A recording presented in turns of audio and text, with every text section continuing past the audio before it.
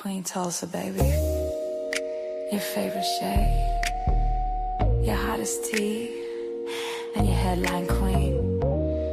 The Wendy Williams of YouTube, iconic, epic, and always petty when I need to be. Queen Tulsa, I'm the queen of YouTube. I'm the Wendy Williams of YouTube. Treat me right, I'll treat you right. Treat me wrong, I'll treat you wrong. Hit that like, I don't bite. Hit that like, I promise you'll like. Cameras on, baby, I control the stage. Every headline bends when I set the page. Hot topics burn, I deliver with grace. Shady little smirk while I give you faith. From the gossip rooms to the YouTube fight, turn petty words into sleepless nights. If I say stops here, then it's all through. No one drops tea like I do. I'm the queen of YouTube. I'm the Wendy Williams of YouTube. Treat me right, I'll treat you right. Treat me wrong, I'll treat you wrong. Hit that like, I don't bite. Hit that like, I promise you'll like.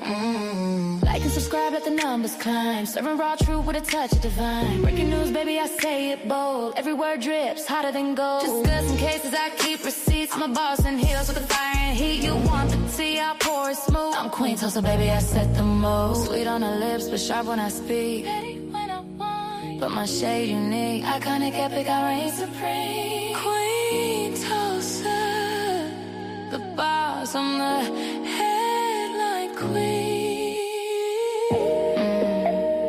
Don't get it twisted, baby. You came for the gossip, but you stayed for the queen. I don't chase views, views chase me. Now sip that tea, and don't forget to hit that like. Queen Tulsa, I'm the queen of YouTube. I'm the Wendy Williams of YouTube. Treat me right, I'll treat you right. Treat me wrong, I'll treat you wrong. Hit that like, I don't bite. Hit that like, I promise you like. And remember, if I say it stops here, it stops here.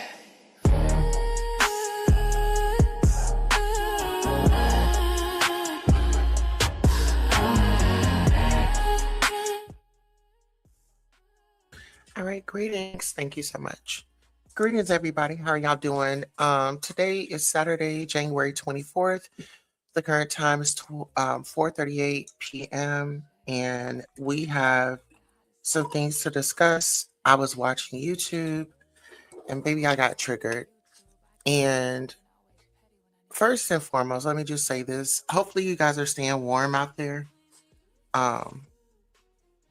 But when it comes to like YouTube and when it comes to being a parent, I don't care if it's your biological child, if it's a child through marriage, if it's a child through adoption, if it's a child through you taking care of your family kids.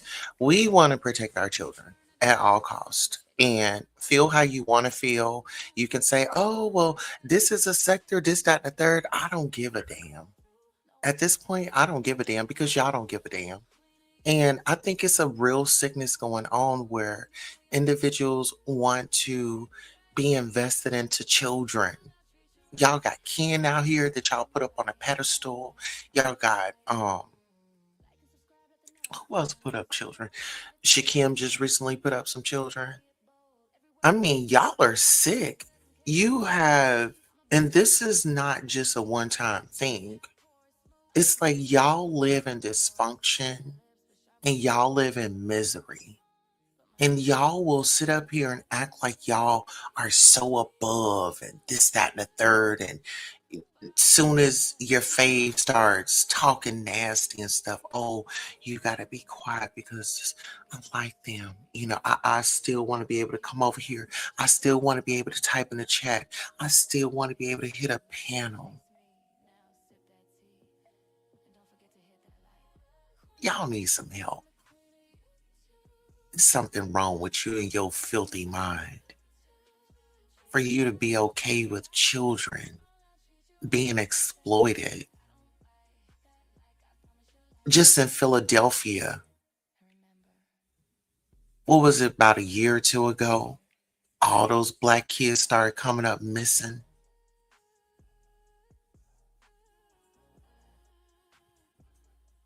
Something seriously wrong with y'all.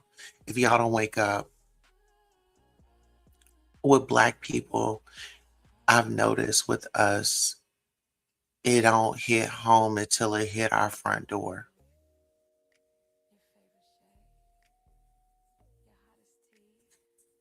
Then you want empathy. Then you want sympathy.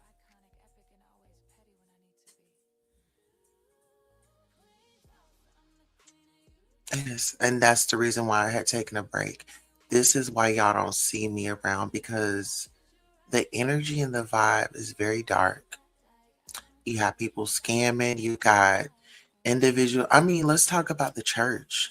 We're seeing all these pastors come out, the SAs, the violation of the men and women in the church. And we got a pastor rolling around in his Lincoln, doing the most, being the devil Monday through Saturday and running up in church on Sunday. But y'all still feed that demon.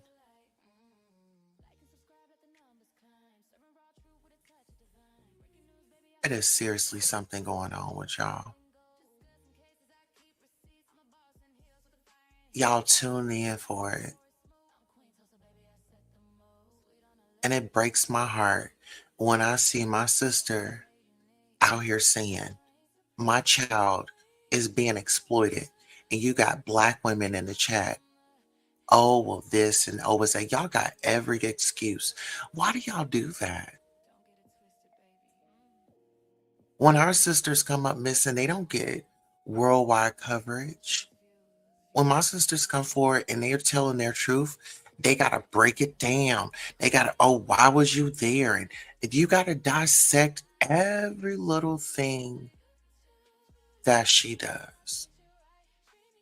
But that same black sister be the main one down there doing the footwork, speaking up and protecting. But can't nobody protect her when she's speaking out for her child.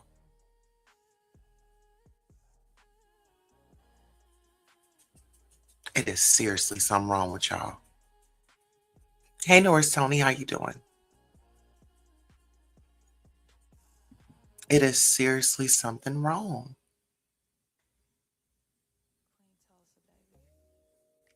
This man sits up here rolling around on YouTube, doxing people, scamming people, but y'all knew who that person was and y'all still let that person in.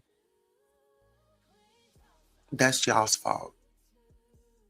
When this man said that he was SA'd by someone, y'all sat up there and y'all laughed. hmm When there were allegations of Shasha being, taken advantage of by his dad. Some people laughed. But this is my thing. We got to figure out what's going on. Because victims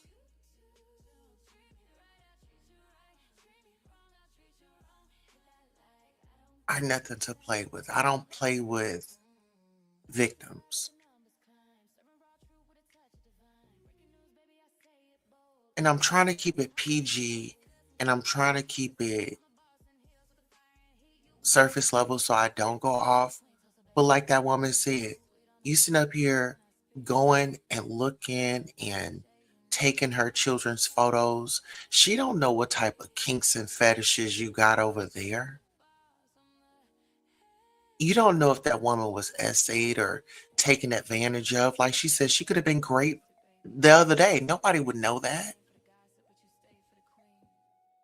But for you to go to the extreme level to go so low and to get her children involved, I think there needs to be some consequences and repercussions. All y'all are, I mean, the ones that be going that low and stuff, that's sick. Y'all are sick. Y'all entertain it. Y'all make excuses. But it's just a lot of demonic people out in this world. It's scary. You don't know who's watching.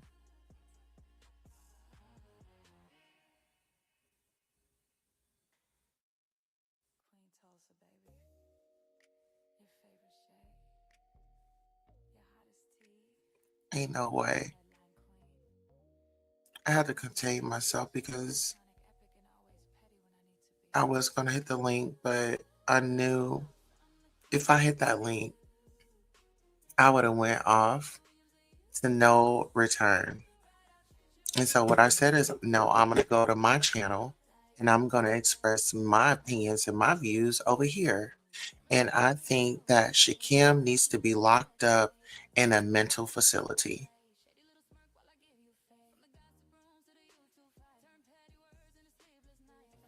That man is itching down the path and it's a destruction. And I'm going to tell you like this.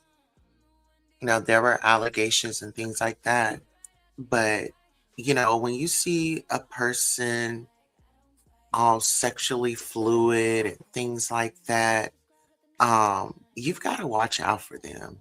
He's just so sexualized and, it's like that hypersexualism and, you know, I don't know. I think it's disgusting. I think that the individuals that are feeding this monster's ego, you're preparing them for death because he's gonna run up on the wrong one. He's gonna go after the right. I'm gonna say he's gonna go after the right person that's going to give him the issue that he's been seeking and searching for. Um, I just it was a black man holding it. I think he's black. That black man was holding that panel and he didn't think to drop Diva down. Instead, he dropped Max down. And right then and there, it was like it doesn't matter if it's right or wrong. My loyalty is here. And when you have an individual that goes off of loyalty over what's right, that becomes a problem. That's when I step back because you don't have no morals or values. You don't know when to do right and stand on it. You only gonna do right and stand up and protect the individuals that are a damn nuisance in a situation where somebody is expressing. I mean, this black woman was not really crying out, but she was expressing herself. She said, listen here, I have children. I'm not the only one that stays here. Keep it on me. Why is this man going to go look at some children? And y'all already know from the Umar sector that this man was talking to a young man, a teenager. But it doesn't hit home until somebody's talking to your child.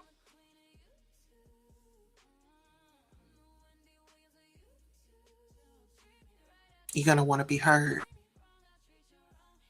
I don't care what sector you go to. Right is right, wrong is wrong. I'm not going to set my morals and values to decide, oh, well, Max is over here. She's over here defending herself, rightfully so. And, people, this dude didn't put out her child's photos. And, I'm just going to be quiet. I'm going to be quiet. Now she's wanting people to really see where she's coming from. I'm going to close my eyes. Or actually, you know what? I'm going to do something better. I'm going to put on my shades and act like I don't even see it. That's what people are doing. Yes, Goosey did protect Diva. He was even blocking people she wanted blocked. You see what I'm saying? It's that demonic, devilish work. And Max made a good point. She said this is why some black men don't respect black women. Because it was in a situation right there.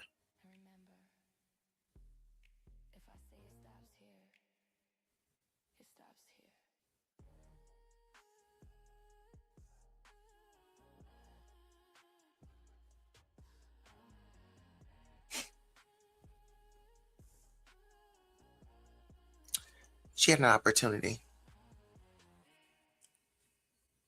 Every black woman had an opportunity. And I get so sick and tired of this. Oh, women empowerment. Y'all ain't about it. Y'all are not about it.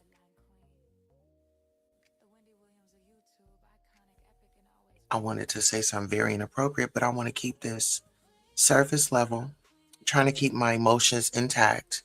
But I was triggered. I was triggered. I will be unsubscribing to Goosey. I will be unsubscribing to Diva. I'm not watching. I don't want to know. Y'all can keep that. I don't even do Shakam. I don't watch any. I don't watch Ness because I don't even watch Pastor. I don't watch them. But I happened to scroll and I was like, okay, he's been here for like so many hours. I didn't, took a bath, went to sleep, put on greens, woke up, ate breakfast. You know what I'm saying? Like I didn't had a whole full day and they still back on here. But this part that I caught, I was like, oh no, that was disgusting. And so I decided to some information, and this is what I had come up with. And because I want to really show you all, like, this is nothing to play with. Okay. So, how to combat child exploitation online. This was 4 years ago. Um, let's see, child sexual exploitation, abuse online, virtual world, real victims. Let's go ahead and take a look at this live broadcast. And this is for educational purposes only. The Fair Use Act, we are using this for educational purposes only. Um, okay, let's get into Now, I would like to introduce you to today's moderator, Jennifer Newman. Okay. We need to skip out. We need to get to the goods. I need to see. Hold on. Let me scoot down here and see if they have any timestamps. Okay. Um, okay, let's go here. Okay, no, we'll start here. Jennifer Newman on the importance of parent education about child sexual exploitation to effectively engage their children early on this issue. Now, I would like to introduce you to today's moderator, Jennifer Newman. Jennifer is an executive director of the National Center for Missing and Exploited Children, overseeing its Austin, Texas branch office, the nation's largest and most influential child protection organization. Welcome, Jennifer. Thank you so much. Appreciate the introduction, Dimitri. And really thank you to Children in Screens for providing this opportunity. And most importantly, thank you to you all for joining today or listening to this after the fact, because really education and awareness is really what is going to keep our kids safe as they navigate the digital space. Understanding what kind of harms and risks they may encounter as a parent or as someone who cares about children in their lives. It's important for us as the adults in the situation to be well educated so that we can help guide them through the space. So again, thanks to Children in Screens for the opportunity, and then for you all for participating. Before we get over to our panelists, I just wanted to set the stage a little bit in terms of what we're talking about today when we talk about online child sexual exploitation. So, for many of the experts who are with us today, we all remember maybe even, 5, 10, 15 years ago when child sexual exploitation really wasn't talked about. It was something naturally that the public and media wanted to avoid talking about. It's an awful topic. But it doesn't change it. It doesn't make it better by not talking about it. So the good news is that we're starting to see a lot more coverage and discussion and awareness around online child sexual exploitation. So that's the good news. The bad news is as we look at some of these headlines, which are from this year, it's so varied and there's so many terms when it comes to online child sexual exploitation that when you're trying to educate yourself or talk to your kids about it, You have to navigate all of this as well. So terms such as sextortion or sexting, online grooming, child sexual abuse material, deep fakes. Now that, as Dimitri mentioned, we're talking about generative AI and that technology. What is all of this? How is it a threat to our children? And what steps and guardrails can we put in place to help protect our kids, again, as they start living more and more online? The phrase that we've often heard a lot is digital natives. Our kids are growing up. Okay, so I want to stop it right there and just kind of give like some context. I think that this is very relevant to kind of what's going on because as content creators and things like that, even supporters have been doxxed in, their family members' lives have been looked into. So this is for educational purposes only. And I take it very seriously. I'm a mother first at the end of the day, and we need to protect all children. Up with tablets and phones in their hands.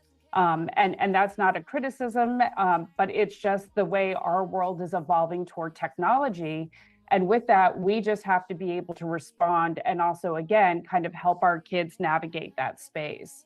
So again, lots of different topics out there. We're going to address some of them today, and you're also going to hear about some great resources, some tips and tricks that you can put into place right now when you're talking to your kids, and also just help inform you on what's out there, because ultimately this is a long game. You have to keep talking to your kids about this. This is not a one and done where you just sit down on a Saturday and talk to your child about online safety and then kind of check the box. The reality is that the technology is changing.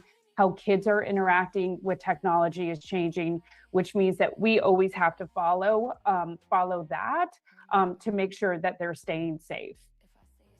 In terms of trends that we're seeing, the National Center for Missing and Exploited Children, we operate the cyber tip line, and it's been in existence since 1998. And this is when we receive reports of suspected child sexual exploitation, or whether that's from members of the public or electronic service providers. But you can see that last year alone, we received over 36 million tips involving suspected child sexual exploitation. 36 million. 36 million.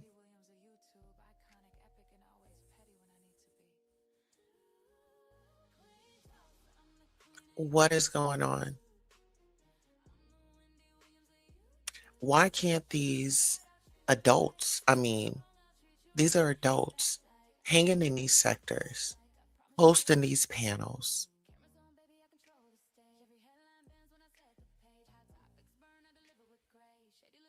What is going on?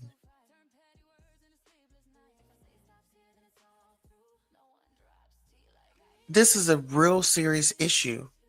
That line has been up since 1998. We're in 2026.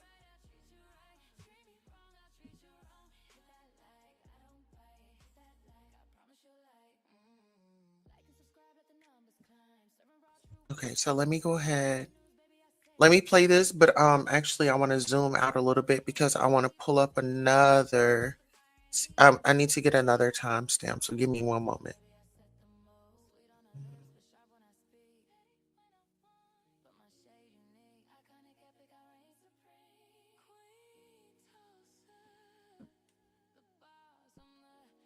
Let's see.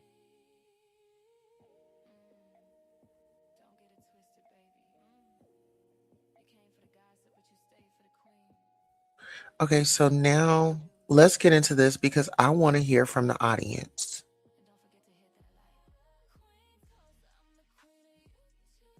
So we have about 20 minutes, which is great. And we've had a lot of good comments come in, a lot of good questions. Elizabeth, we'll start with you since I know your presentation didn't work out the way we had hoped, but certainly still want to hear from you. I think in terms of the questions that we've received, one thing that I think you're a great expert and someone to comment on is risk and prevention, especially with the neurodiverse community. Understanding, this group being online and maybe ways that they are more susceptible to victimization, and just any other thoughts you just like to give us generally as we kind of go through the Q&A, but especially for the neurodivergent. Yes, thank you so much, and I apologize for my internet troubles. So I'm a mother of a child with autism, and so this is an issue that I think about a lot. And so, you know, you have to think about your child's individual utilization of the internet and start when you're young. Kids who are neurodiverse are drawn to the online forum for various reasons. It's stimulating, but also a lot of them find their community on there because they're not fitting in necessarily in their classrooms, and so they find their community online, but they're particularly vulnerable to being targeted there. And so really, you know, starting when they're young, making sure that you have all those safety in place.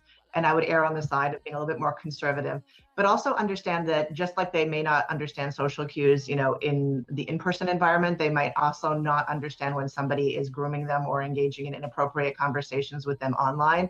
So you have to be a little bit more concrete. And so when they are younger, you know, posting things, you know, kind of, these are the things that you can do. If this is what happens, then, you know, this is how you handle it. And making sure that you're monitoring what's going on with them, starting from, you know, a young age. Obviously, they shouldn't be chatting when they're really little, but as they kind of become teenagers and need to find that out, you want to have that. My son is a little bit more, you know, he's not verbal, but he does enjoy being online. And my concern is him finding, you know, pornography online and how that might impact him. So having those things blocked, you know, at the highest levels and being aware of what he is watching online is really very important. I think just keeping those lines of conversation open as we hear again and again. Mm-hmm. That's great. Thank you. Melissa, I want to go back to some of the research that Thorne's done. And this also. Well, listen here, guys. This is just an informative. If you are just now joining, we are doing this for educational purposes. We have someone out here posting people's children. This man has been talking to children in the past, someone's children from another sector, or someone's child from another sector. I think the guy was like 15 years old, and this guy, he was a grown man.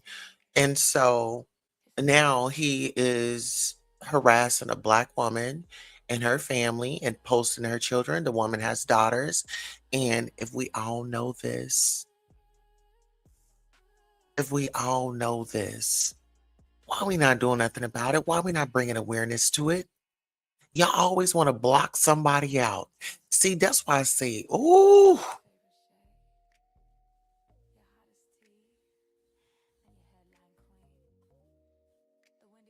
Y'all be blocking the wrong people out. Addresses some of the questions that we've had coming in. But really the use of technology and these apps for the exploration that kids are doing, you know, you made reference to like sending nudes is today's equivalent of second base.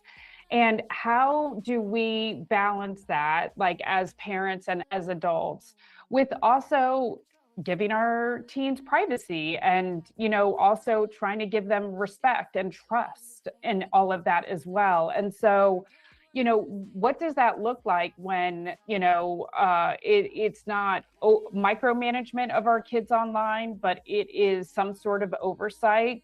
But then also speaking just to what Thorne's seen in terms of that exploration. And again, whether it's normal or not, it is normative behavior now for kids to do this, whether we agree with it, whether we like it or not. So I just open that up to you for comment. Yeah, so how we have been thinking. Now listen here, guys. These are some great questions. Make sure you like, share, subscribe, and also share this with your family. I'll also put the link of this video. Actually, let me do it right now. I'll go ahead and put it in the chat. So if anybody wants to look at it in its entirety and, you know, share for educational purposes, I'll go ahead and add it into the chat.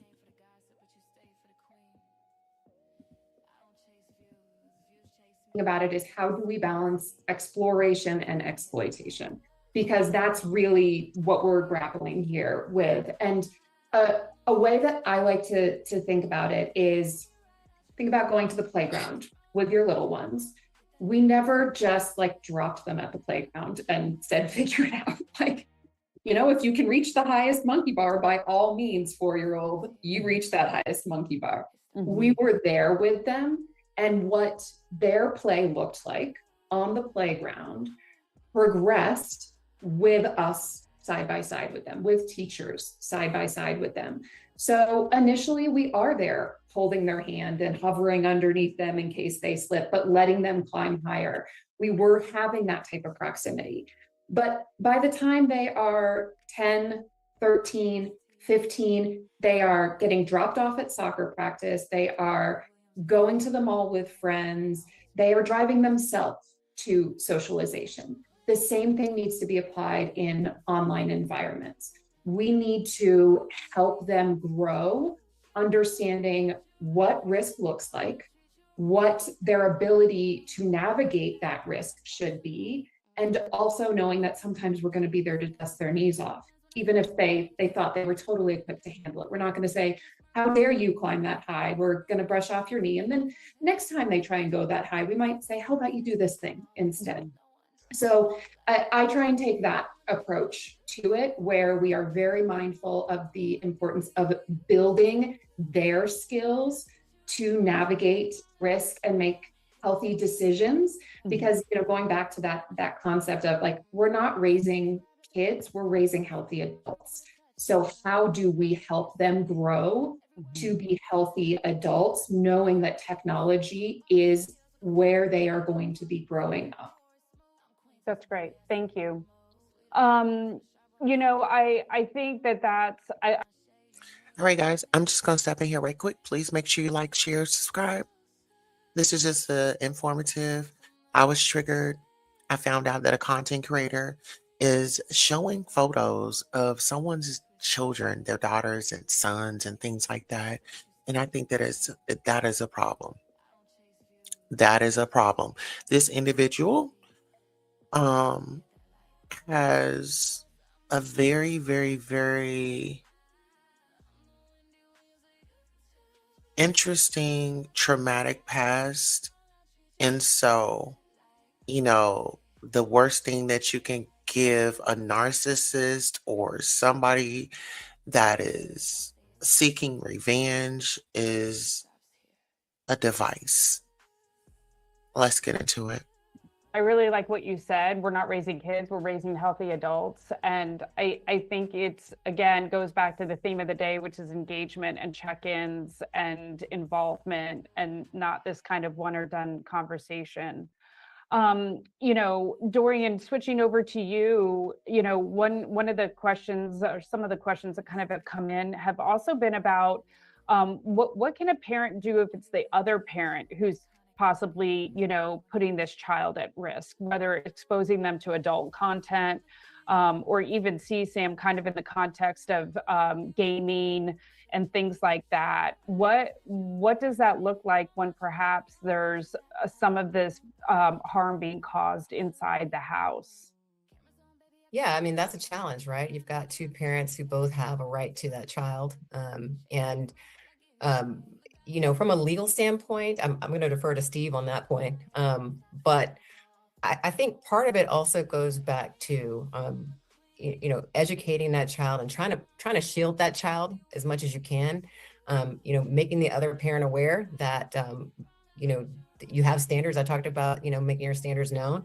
It's important to make them known to your partner as well, because different people have different opinions about, you know, what's acceptable. And, you know, if it's something that requires legal intervention, you know, obviously we could report it to law enforcement and then go from there. That sounds great. Steve, did you want to add anything to that? Sorry, I was looking at one of the Q&A questions that I was supposed to answer too.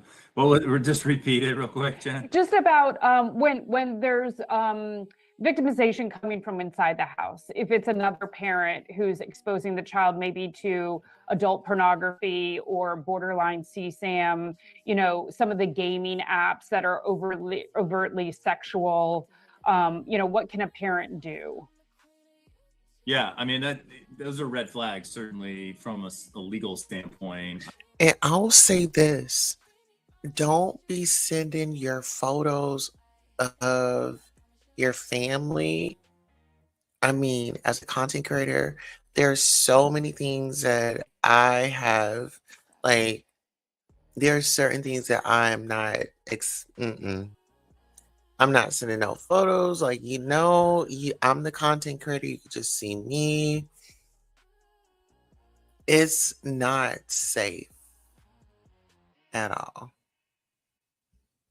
because I've seen that we're in a situation right now where this woman's child is being exploited, and then there was another woman, her child was exploited, and this woman actually, so she was, I guess, battling two dudes. One dude or both dudes have her daughter's number.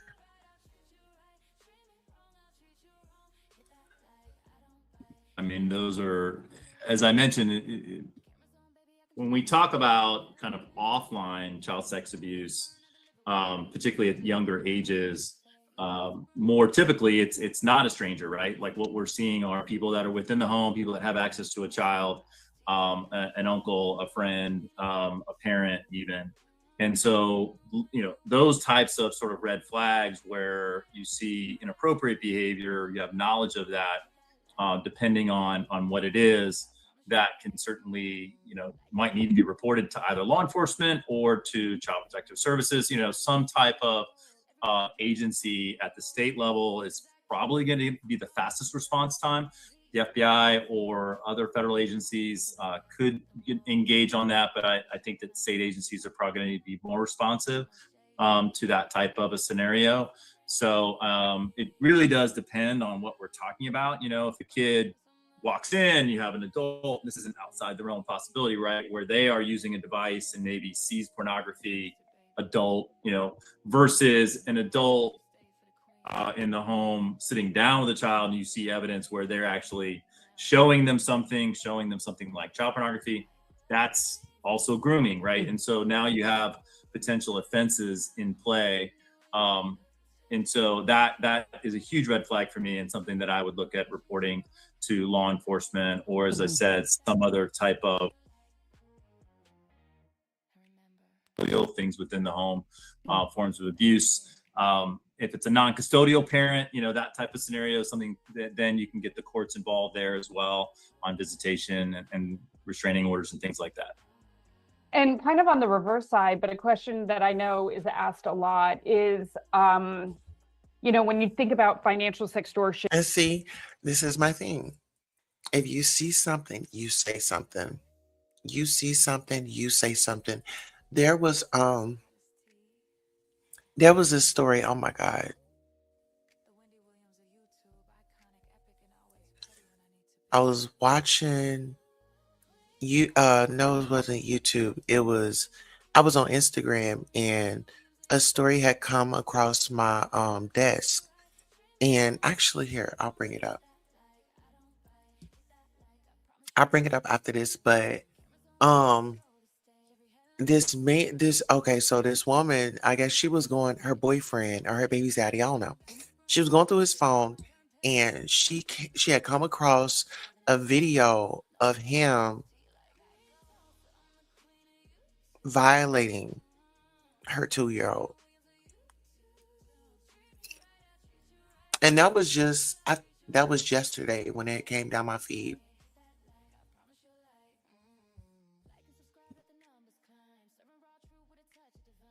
Or online enticement, or to what we're hearing about with kids, where sometimes the self-production, they take a nude and send it to one person, and then all of a sudden it's spread beyond their control, and they do want help, they do want to go to law enforcement, they want to ask for help. What is the general consensus on the fact, are kids being charged with child sexual abuse material? Like what is the kind of sense of going to law enforcement and saying, yes, I do have CSAM, it's of me, or my child does have child sexual abuse material of themselves? How is law enforcement going to receive that? So there's what should happen and what might happen, and those aren't always the same thing. At the federal level, we are working hard at the moment to really impress upon all federal prosecutors and investigators, and working with our state and local counterparts to do the same, that a child in the circumstances you just described, that they should never be under threat of prosecution.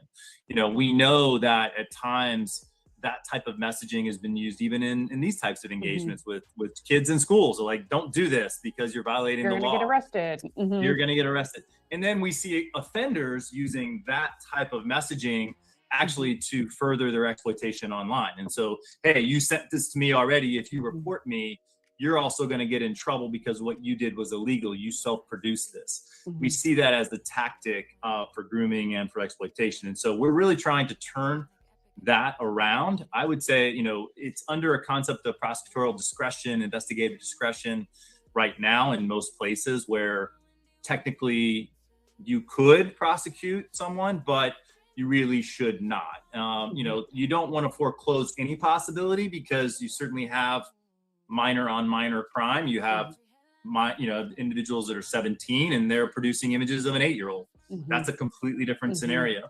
So you can't foreclose the possibility altogether, but you're really trying to condition the culture of investigators and prosecutors that this is not where we should be headed with this scenario. And it's what I mentioned even in the AI context, Jen, when we were talking about, you know, a 14-year-old producing a nude using a Nudify app of a classmate. That's a cultural problem, right? That kid is not recognizing the real serious harm that is going to inflict and the fact that it's illegal in all likelihood. So we need to change that paradigm and ensure that kids understand that those apps, unfortunately available to them, really can cause incredible harm, and they need to change their approach to certainly accessing and using them. Well, I think that's incredibly helpful. I think that there are a lot of parents and families who hesitate to reach out because they know that the child has created imagery of themselves, and they do hear those threats. Like they. Well, listen here, you guys. I just wanted to come by and just drop that down to you guys. I'm going to go ahead and pull this story up, the news article of the lady, lady finds video of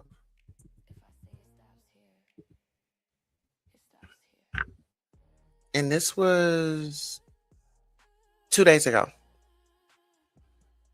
No, it's not. Hold on. No, that's not it. See, here go a story right here. Babysitter confessed to S.A. and unaliving a 2-year-old. This was 2 months ago. Hold on. They had just arrested him. This 2-year-old found in a abandoned stolen vehicle.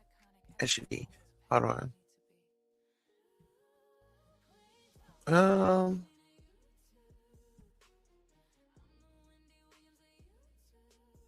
Maybe I should put, hold on. Oh no. Okay, so that's not it. 2026. Because this just happened. I don't know what that is.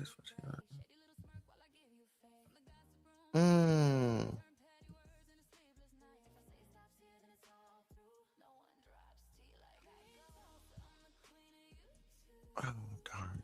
Okay, I'm gonna have to dig through my notes. The official said, man.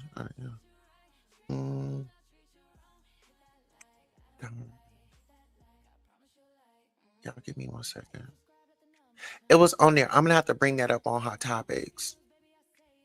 But yeah, it's real. You gotta just protect yourself, protect your children.